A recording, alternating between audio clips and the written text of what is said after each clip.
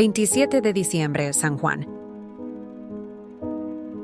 San Juan el Evangelista, a quien se distingue como el discípulo amado de Jesús y a quien a menudo se llama el divino, es decir, el teólogo. Sobre todo entre los griegos y en Inglaterra, era un judío de Galilea, hijo de Zebedeo y hermano de Santiago el Mayor, con quien desempeñaba el oficio de pescador. Junto con su hermano, se hallaba Juan remendando las redes a la orilla del lago de Galilea, cuando Jesús, que acababa de llamar a su servicio a Pedro y a Andrés, llamó también a los otros 2 hermanos para que fuesen sus apóstoles. A estos, el propio Jesucristo les puso el sobrenombre de Boanerges, o sea, hijos del trueno, Lucas 9:54, aunque no está aclarado si lo hizo como una recomendación o bien a causa de la violencia de su temperamento. Se dice que San Juan era el más joven de los 12 apóstoles y que sobrevivió a todos los demás. Por otra parte, es el único sobre el cual se tiene la certeza de que no murió en el martirio. En el Evangelio que escribió, se refiere a sí mismo, con cierto orgullo justificado, como el discípulo a quien Jesús amaba, y es evidente que era uno de los que ocupaban una posición de privilegio. El Señor quiso que estuviese presente, junto con Pedro y Santiago, en el momento de su transfiguración, así como durante su agonía en el huerto de los Olivos. En muchas otras ocasiones, Jesús demostró a Juan su predilección o su afecto especial, mayor que hacia los otros.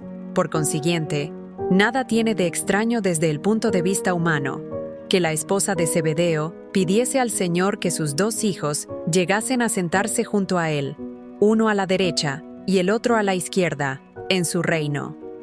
Juan fue el elegido para acompañar a Pedro a la ciudad a fin de preparar la cena de la última Pascua, y, en el curso de aquel convite, Juan reclinó su cabeza sobre el pecho de Jesús, y fue a Juan a quien el Maestro indicó, no obstante que Pedro formuló la pregunta, el nombre del discípulo que habría de traicionarle. Es creencia general la de que era Juan aquel otro discípulo que entró con Jesús ante el tribunal de Caifás, mientras Pedro se quedaba afuera.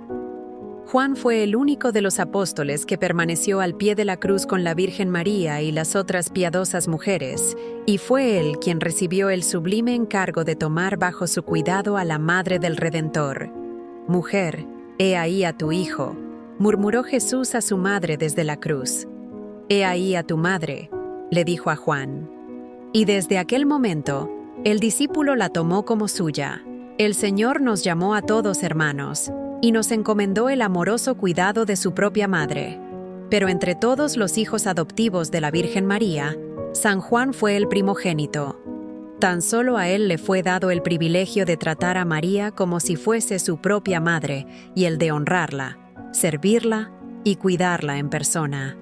Cuando María Magdalena trajo la noticia de que el sepulcro de Cristo se hallaba abierto y vacío, Pedro y Juan acudieron inmediatamente, y Juan, que era el más joven y el que corría más deprisa, llegó primero. Sin embargo, esperó a que llegase San Pedro, y los 2 juntos se acercaron al sepulcro, y los 2 vieron y creyeron que Jesús había resucitado.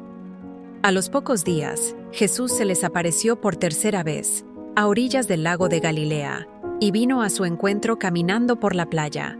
Fue entonces cuando interrogó a San Pedro sobre la sinceridad de su amor, le puso al frente de su iglesia y le vaticinó su martirio. San Pedro, al caer en la cuenta de que San Juan se hallaba detrás de él, preguntó a su maestro, por solicitud hacia su compañero, «Señor, ¿qué hará este hombre?» Y Jesús replicó, «Si mi deseo es que se quede hasta que yo venga, ¿qué tiene eso que ver contigo? Sígueme tú». Debido a aquella respuesta, no es sorprendente que entre los hermanos corriese el rumor de que Juan no iba a morir. Un rumor que el mismo Juan se encargó de desmentir al indicar que el Señor nunca dijo, «no morirá». Después de la ascensión de Jesucristo, volvemos a encontrarnos con Pedro y Juan que subían juntos al templo, y antes de entrar, curaron milagrosamente a un tullido. Los 2 fueron hechos prisioneros, pero se los dejó en libertad con la orden de que se abstuviesen de predicar en nombre de Cristo, a lo que ambos respondieron: Si es razón delante de Dios escucharos a vosotros antes que a Dios, juzgadlo vosotros mismos. No podemos nosotros dejar de hablar de lo que vimos y oímos. Después, los 2 apóstoles fueron enviados a confirmar a los fieles que el diácono Felipe había convertido en Samaria. Cuando San Pablo fue a Jerusalén, tras de su conversión, se dirigió a aquellos que parecían ser los pilares de la iglesia, es decir, a Santiago, Pedro y Juan, quienes confirmaron su misión entre los gentiles. Y fue por entonces cuando San Juan asistió al primer concilio de los apóstoles en Jerusalén. Tal vez concluido San Juan partió de Palestina para viajar al Asia Menor. No hay duda de que estaba presente cuando murió la Virgen María, ya haya ocurrido el hecho en Jerusalén o en Éfeso. San Ireneo afirma que Juan se estableció en Éfeso después del martirio de San Pedro y San Pablo, pero es imposible determinar la época precisa. De acuerdo con la tradición, durante el reinado de Domiciano, San Juan fue llevado a Roma, donde quedó milagrosamente frustrado un intento para quitarle la vida. La misma tradición afirma que posteriormente fue desterrado a la isla de Patmos, donde recibió las revelaciones celestiales que escribió en su libro del Apocalipsis. Después de la muerte de Domiciano, en el año 96, San Juan pudo regresar a Éfeso, y es creencia general que fue entonces cuando escribió su Evangelio. Él mismo nos revela el objetivo que tenía presente al escribirlo. Todas estas cosas las escribo para que podáis creer que Jesús es el Cristo, el Hijo de Dios, y para que, al creer, tengáis la vida en su nombre. Su Evangelio tiene un carácter enteramente distinto al de los otros 3, y es una obra teológica tan sublime que, como dice Teodoreto, está más allá del entendimiento humano el llegar a profundizarlo y comprenderlo enteramente. La elevación de su espíritu y de su estilo y lenguaje está debidamente representada por el águila, que es el símbolo de San Juan el Evangelista. También escribió el apóstol 3 epístolas. A la primera se le llama católica, ya que está dirigida a todos los otros cristianos, particularmente a los que él convirtió, a quienes insta a la pureza y santidad de vida y a la precaución contra las artimañas de los seductores. Las otras 2 son breves y están dirigidas a determinadas personas. Una, probablemente a la iglesia local, y la otra a un tal Gallo, un comedido instructor de cristianos. A lo largo de todos sus escritos, impera el mismo inimitable espíritu de caridad. No es este el lugar para hacer referencias a las objeciones que se han hecho a la afirmación de que San Juan sea el autor del 4º Evangelio. Los más antiguos escritores hablan de la decidida oposición de San Juan a las herejías de los ebionitas y a los seguidores del gnóstico Cerinto. En cierta ocasión, cuando Juan iba a los baños, se enteró de que Cerinto estaba en ellos, y entonces se devolvió y comentó con algunos amigos que le acompañaban: «Vámonos, hermanos, y a toda prisa, no sea que los baños en donde está Cerinto, el enemigo de la verdad, caigan sobre su cabeza y nos aplasten». Dice San Ireneo que fue informado de este incidente por el propio San Policarpio, el discípulo personal de San Juan. Por su parte, Clemente de Alejandría relata que en cierta ciudad cuyo nombre omite, San Juan vio a un apuesto joven en la congregación y con el íntimo sentimiento de que mucho de bueno podría sacarse de él, lo llevó a presentar al obispo a quien él mismo había consagrado. En presencia de Cristo y ante esta congregación, recomiendo este joven a tus cuidados. De acuerdo con las recomendaciones de San Juan, el joven se hospedó en la casa del obispo, quien le dio instrucciones, le mantuvo dentro de la disciplina y a la larga lo bautizó y lo confirmó. Pero desde entonces, las atenciones del obispo se enfriaron. El neófito frecuentó las malas compañías y acabó por convertirse en un asaltante de caminos. Transcurrió algún tiempo, y San Juan volvió a aquella ciudad y pidió al obispo: «Devuélveme ahora el cargo que Jesucristo y yo encomendamos a tus cuidados en presencia de tu iglesia». El obispo se sorprendió creyendo que se trataba de algún dinero que se le había confiado, pero San Juan explicó que se refería al joven que le había presentado, y entonces el obispo exclamó: «Pobre joven, ha muerto». «¿De qué murió?», preguntó San Juan. «Ha muerto para Dios, puesto que es un ladrón», fue la respuesta. Al oír estas palabras, el anciano apóstol pidió un caballo y un guía para dirigirse hacia las montañas donde los asaltantes de caminos tenían su guarida. Tan pronto como se adentró por los tortuosos senderos de los montes, los ladrones le rodearon y le apresaron. «Para esto he venido», gritó San Juan, «llevadme con vosotros». Al llegar a la guarida, el joven renegado reconoció al prisionero y trató de huir, lleno de vergüenza. Pero Juan le gritó para detenerle: «Muchacho, ¿por qué huyes de mí y tu padre, un viejo y sin armas? Siempre hay tiempo para el arrepentimiento». «Yo responderé por ti ante mi Señor Jesucristo, y estoy dispuesto a dar la vida por tu salvación. Es Cristo quien me envía». El joven escuchó estas palabras inmóvil en su sitio.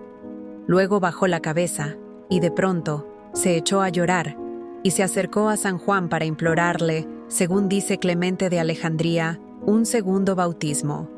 Por su parte, el apóstol no quiso abandonar la guarida de los ladrones hasta que el pecador quedó reconciliado con la Iglesia. Aquella caridad que inflamaba su alma, deseaba infundirla en los otros de una manera constante y afectuosa.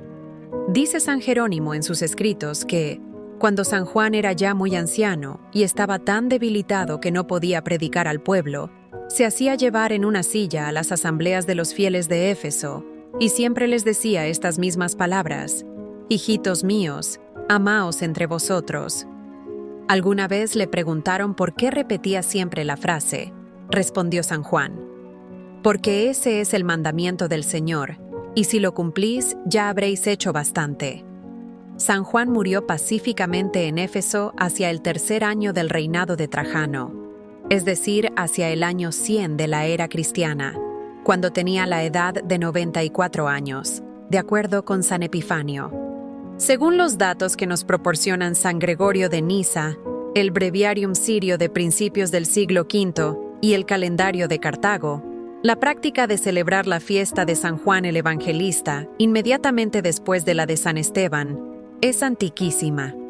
En el texto original del Hieronymianum, alrededor del año 600, la conmemoración parece haber sido anotada de esta manera: la Asunción de San Juan, el Evangelista en Éfeso, y la ordenación al episcopado de Santo Santiago, el hermano de nuestro Señor, y el primer judío que fue ordenado obispo de Jerusalén por los apóstoles, y que obtuvo la corona del martirio en el tiempo de la Pascua. Era de esperarse que en una nota como la anterior, se mencionaran juntos a Juan y a Santiago, los hijos de Zebedeo. Sin embargo, es evidente que el Santiago a quien se hace referencia es el otro, el hijo de Alfeo, a quien ahora se honra junto con San Felipe el 1 de mayo. La frase Asunción de San Juan resulta interesante puesto que se refiere claramente a la última parte de las apócrifas Actas de San Juan. La errónea creencia de que San Juan, durante los últimos días de su vida en Éfeso, desapareció sencillamente, como si hubiese ascendido al cielo en cuerpo y alma, puesto que nunca se encontró su cadáver. Una idea que surgió sin duda de la afirmación de que aquel discípulo de Cristo no moriría, tuvo gran difusión y aceptación a fines del siglo II. Por otra parte, de acuerdo con los griegos, el lugar de su sepultura en Éfeso era bien conocido y aún famoso por los milagros que se obraban en él. El Acta Johannis, que ha llegado hasta nosotros en forma imperfecta y que ha sido condenada a causa de sus tendencias heréticas por autoridades en la materia tan antiguas como Eusebio, Epifanio, Agustín y Toribio de Astorga, contribuyó grandemente a crear una leyenda tradicional. De estas fuentes, o en todo caso, del pseudo-Abdías, procede la historia en base a la cual se representa con frecuencia a San Juan con un cáliz y una víbora. Se cuenta que Aristodemus, el sumo sacerdote de Diana en Éfeso, lanzó un reto a San Juan para que bebiese de una copa que contenía un líquido envenenado.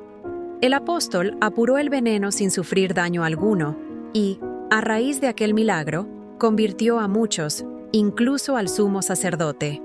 En ese incidente se funda también sin duda la costumbre popular que prevalece sobre todo en Alemania, de beber la Johannismine, la copa amable o Posidum Charitatis, con la que se brinda en honor de San Juan. En la ritualia medieval hay numerosas fórmulas para ese brindis y para que, al beber la Johannismine, se evitaran los peligros, se recuperará la salud y se llegará al cielo.